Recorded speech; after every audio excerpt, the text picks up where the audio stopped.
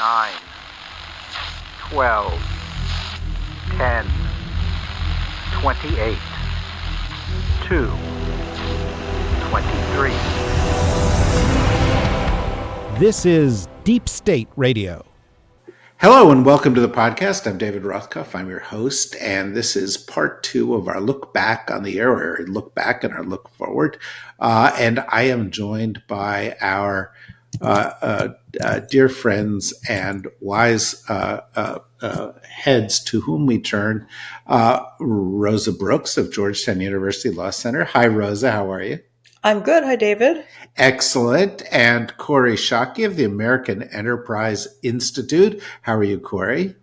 I am exceedingly well, David. Excellent. And David Sanger of the New York Times. How are you today, David? I know I'm like settled into my attic here and, trying to go think about a week or so, or maybe even 2 of vacation. How would that be for a Are you going to leave Washington, or are you just going to be on vacay in Washington? I think I'm going to leave Washington. I think leaving Washington is, usually a good thing. It's a very big thing. Leaving Washington is what everybody I'm talking to is talking about.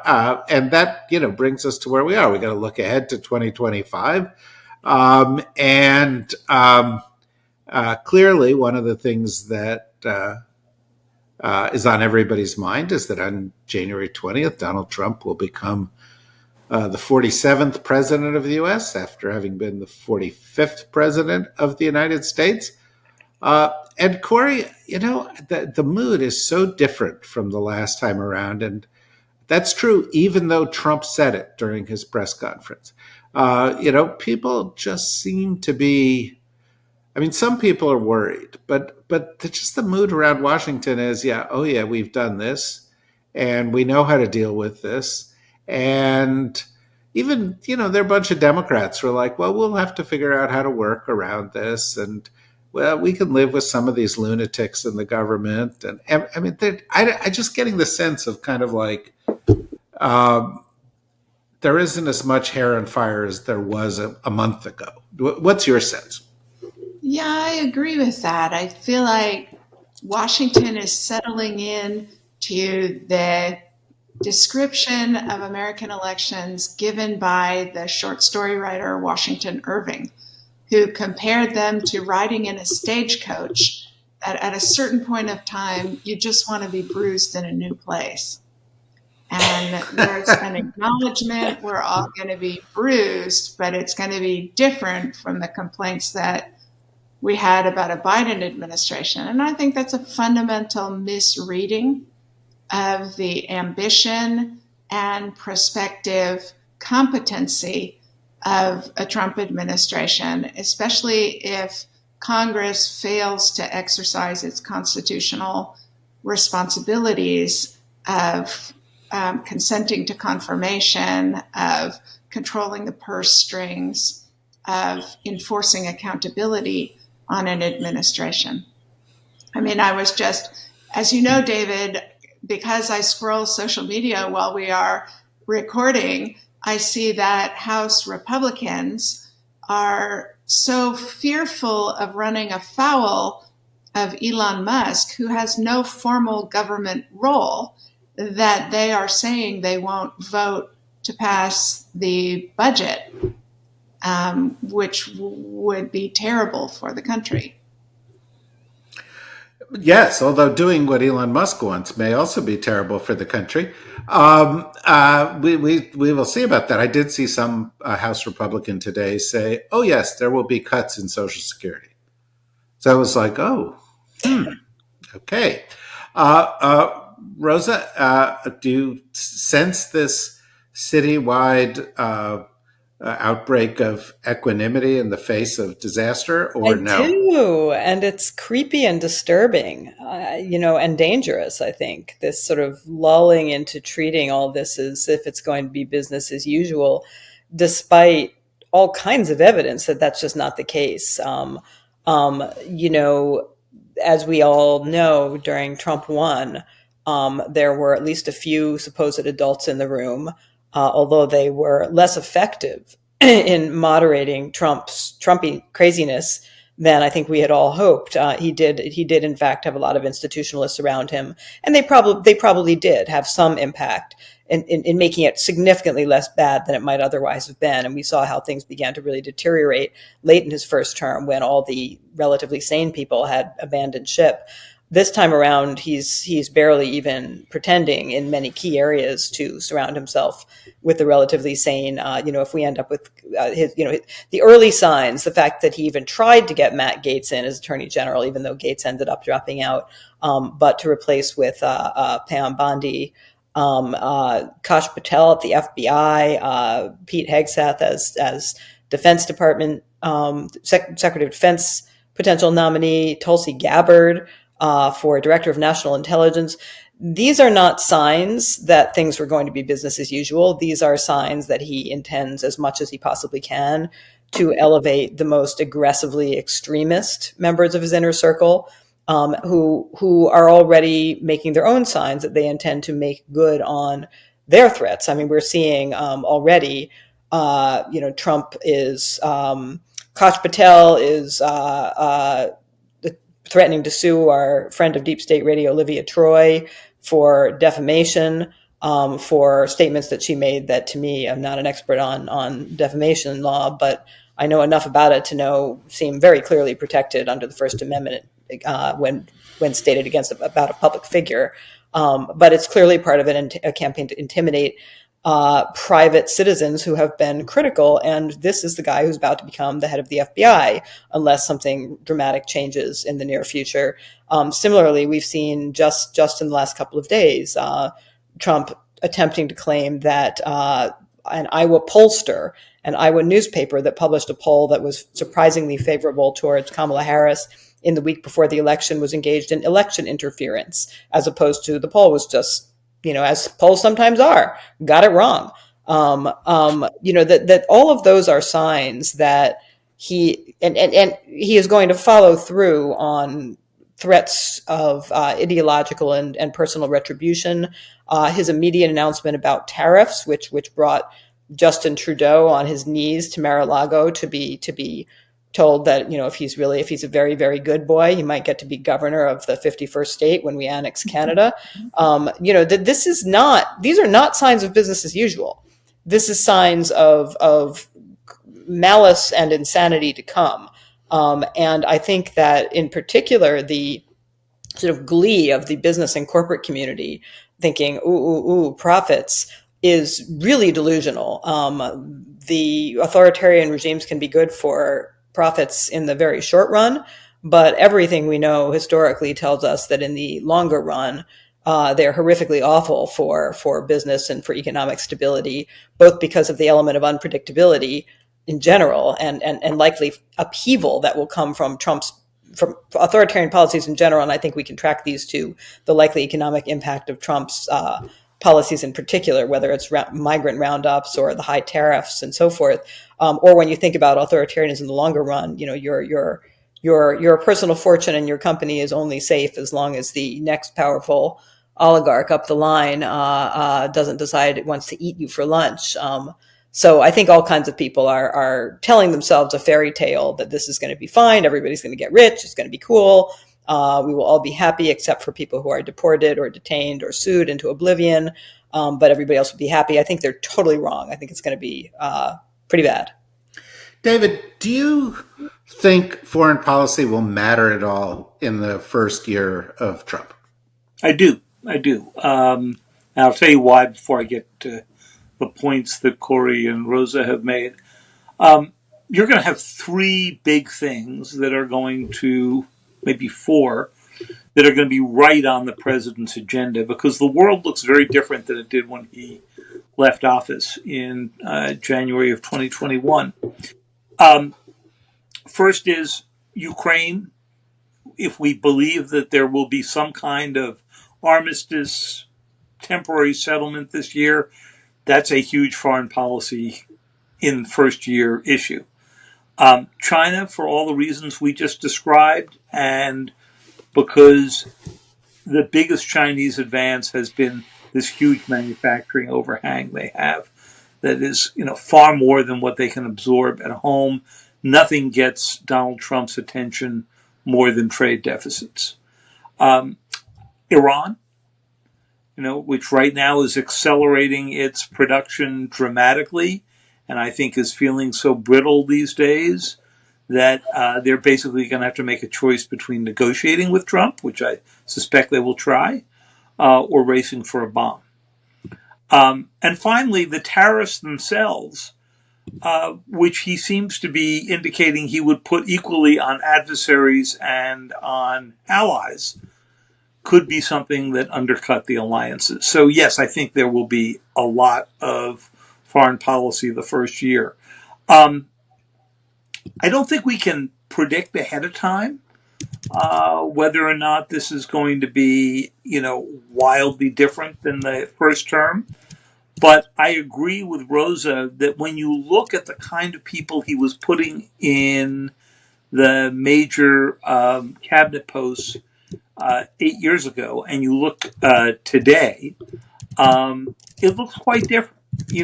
He wanted establishment figures last time, Rex Tillerson or Jim Mattis, and so forth.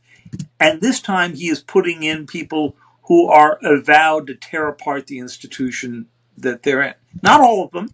Marco Rubio's a very sort of ordinary choice, I think, and Mike Waltz is National Security Advisor. Kimberly Guilfoyle, Herschel Walker will be excellent ambassadors. Police diplomatic at the UN. Fortunately, there's only so much damage, that one can do as an ambassador. But yes, the choice is there. But also, then what I hear the most about and the most concern within the government is Tulsi Gabbard, Kash Patel, and I think the concern that you're going to see a weaponized Justice Department going, after media, going after critics. That I think is a very real concern, and I think the only thing we really have going for us at this point in that regard is Donald Trump does not like a lot of bad headlines about himself, and what's more, he does not like any kind of activity that sends the stock market down that he gets blamed for, and so those are sort of the constraints on him. Yeah, I mean, but just try the tariffs and see how the market's like that. Yeah, not going to be that easy. Just like Elon can try and cut all he wants, but they have a one vote majority in the House. Veterans' health care is unlikely to be a political winner with the Congress. Right, but the thing is with the margin in the House, anything that he wants it can only afford to have one Republican not like it. The other thing is, if you really believe he means $2 trillion in a year, which I'm sure you're going to see that get stretched out, the entire budget is $6.75 trillion, something like that. Okay, so if you got rid of every employee of the U.S. government, you would save under $1 trillion. So you'd be almost halfway there. Yeah, it's all baloney. Let's take which is not to say, by the way, that they won't try to do some damaging things. They will. But let's move our focus away from that. And let's look at the rest of the world. Kori, you've talked and thought a lot about the U.S. and China. Tariffs are a potential source of tension, of course. Do you worry that tension surrounding Taiwan or some confrontation off the shores of China is a possibility in Trump's first year? I think it unlikely in the first year. The Chinese government appears uncertain what to make of a Trump administration, and because of their need for their economy to pick up, despite its hobbling structural vulnerabilities, I think they're unlikely to make a move for a war that, even if they would win, which I do not believe they would be devastating to the Chinese economy. I think, the Xi Jinping and the Chinese Communist Party are principally interested in retaining political control, not in prosperity of their society. And they, like the Russians, I think, do and should have some confidence that they can get President Trump to make a bad deal. Yeah, no question about that. Rosa, as you look ahead to next year,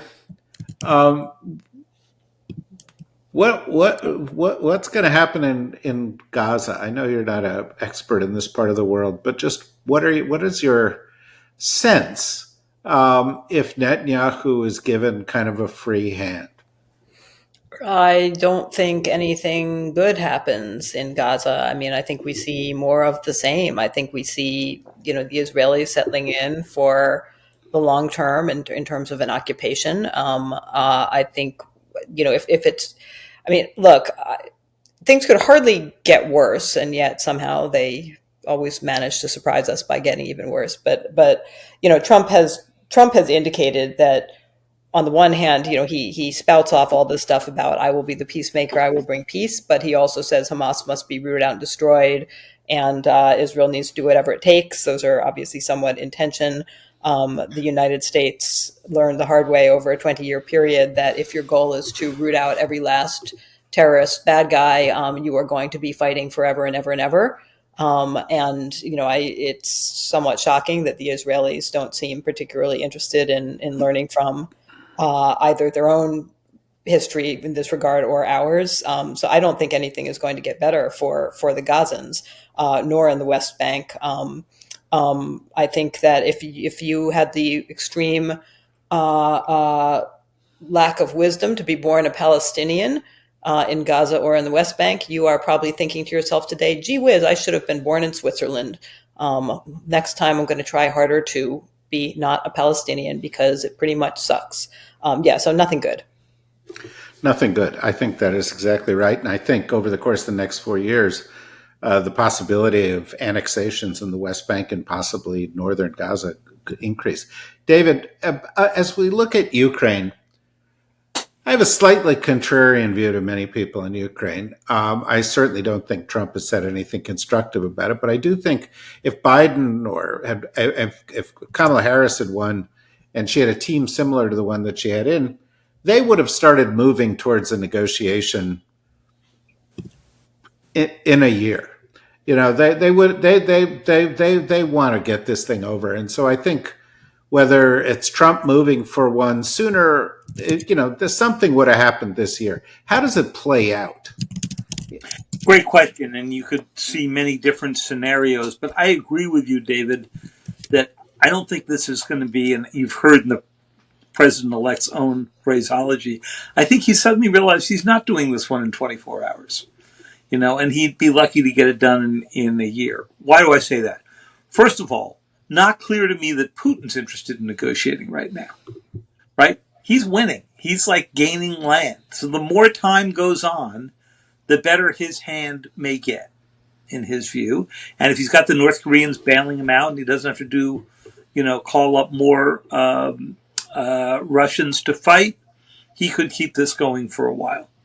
The second reason is the easy part of this negotiation has become the land part. It seems clear that whenever they do an armistice, a ceasefire, whatever we're going to call it, the Russians will end up with whatever they control as of that day. And the Ukrainians will say, this isn't a final resolution, but we're going to delay that for some point in the future. The way the North Koreans and the South Koreans delayed it 70 years ago, and it hasn't moved since, right? The hard part is going to be the security guarantee for Ukraine that would make this seem enduring and would enable Donald Trump to say he has done something other than give the Russians time to regroup and go on and do this again and try to take Kyiv in a couple of years. Because he does not want to go down in history as having lost the war, because loser is not, the kind of thing in his vocabulary. So I think it's gotten his attention that he can't come to some kind of an agreement that seems to ultimately doom Ukraine. I don't know what that security agreement would look like, because the ultimate security agreement would be let them into NATO. And it's clear to me Trump isn't going to do that, and Biden wasn't going to do that. So we're going to have to come up with some kind of worded security guarantee that looks a lot better than the one the Ukrainians got when they broke free of the Soviet Union. Right, which the Russians have ignored. Kori, I'm going to start with you, and this is very hard, but you do possess the glittering tiara of optimism, and once we get to Rosa, that's just going to make her head explode. But I would like you, as our last round here, to pick one thing that you think we will feel better about at the end of this year than we do right now. In other words, give me an area of something that could be happening in the world or here in this country that you're a little optimistic about the outcome. I am very optimistic about the strength and vitality of American civil society in all of its manifestations. And people contributing to their communities, and the courts applying the law, and journalists being unintimidated despite threats of lawsuits. David Sanger, when the president starts singling you out, I trust that's going to be the top line on your resume. And that is exactly what's great about the American journalistic ethos.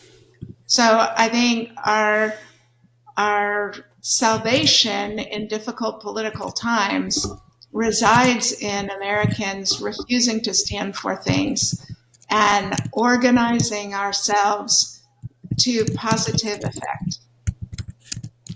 Well, I think Sanger's salvation legally is that Trump doesn't understand most of the questions he asks. Well, might be. Many presidents have made that argument, not just all right, Rosa, before I get to David on this one, I know it's not in your nature, but there must be something you feel optimistic about looking ahead to the year. No? Nothing? I think that the various individuals and organizations that are focused on attempting to protect sort of core democratic institutions and norms and individuals who might be targeted are coming together in a surprisingly coordinated and robust way. That's not exactly a silver lining, but I think that the things could be worse. I tend to think of the next 4 years as we're all going to need to be focused on harm reduction. And I think that the infrastructure to help with harm reduction is sort of snapping into place more than I feared. I feared things might be more chaotic at this point, and so I'm happy about that. I think best case it will just be harm reduction. That it will be trying to protect some little flames of democracy. It will not be any major great achievements, but that's better than nothing. It is, and it's a cousin of what Kori said. What about you, David? Where would you make a positive bet? Well, there are a few possibilities here. First of all, we're all assuming, worst case scenarios on Trump's first year. It's possible that, we've discovered that he learned some things from mistakes he made in the first term. That some of the early appointments don't necessarily point you that way, but I'm holding out the hope. Second possibility is that we continue to extend what's been a remarkable economic boom, one that has put the United States ahead of Europe, ahead of China these days, at least in current growth, although I think there are long-term issues there we have to go focus on. The third thing is that our university system is not only still strong, but attracting huge numbers of foreign students. And if we are smart about it, we can figure out how to retain some of that talent. And that's going to be a really big push.